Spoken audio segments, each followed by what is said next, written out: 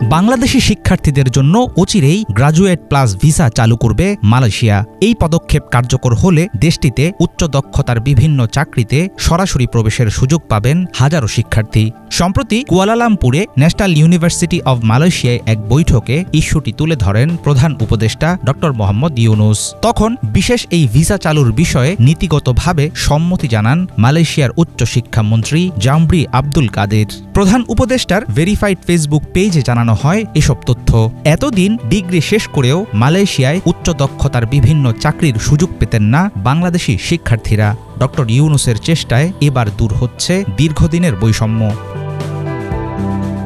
বর্তমানে মালয়েশিয়ায় পড়াশোনা করছেন প্রায় 10,000 বাংলাদেশি শিক্ষার্থী। গ্রাজুয়েট প্লাস ভিসা চালুর নীতিগত সম্মতি কার্যকর হলে উচ্চ দক্ষতার চাকরির বাজারে বাড়বে বাংলাদেশিদের অংশগ্রহণ। প্রধান উপদেষ্টা ড মোহাম্মদ ইউনুসের সঙ্গে বৈঠকে উপস্থিত ছিলেন আইন, বিচার ও প্রবাসী কর্মসংস্থান উপদেষ্টা ড আসিফ নজরুল এবং পররাষ্ট্র উপদেষ্টা তৌহিদ হোসেন।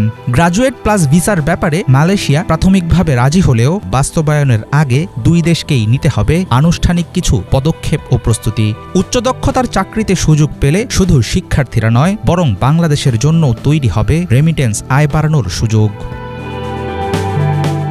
দারিদ্র্য ও বেকারত্ব শূন্যে নামানো এবং কার্বন নিঃসরণ শূন্য করা। ড মোহাম্মদ ইউনুসের 3.0 মিশনের প্রতি বিশেষ আগ্রহ প্রকাশ করেন মালয়েশিয়ার শিক্ষামন্ত্রী। প্রধান উপদেষ্টা বিশ্ব নেতাদের প্রতি আহ্বান জানিয়ে বলেন, আত্মবিধ্বংসী নয়, বরং একটি টেকসই সভ্যতা গড়ে তোলার জন্য যৌথভাবে কাজ করতে হবে। ঢাকা ও কুয়ালালামপুরের দ্বিপাক্ষিক সম্পর্ক আরও গভীর হলে শিক্ষা, কর্মসংস্থান ও কূটনৈতিক খাতে পড়বে দীর্ঘমেয়াদী প্রভাব।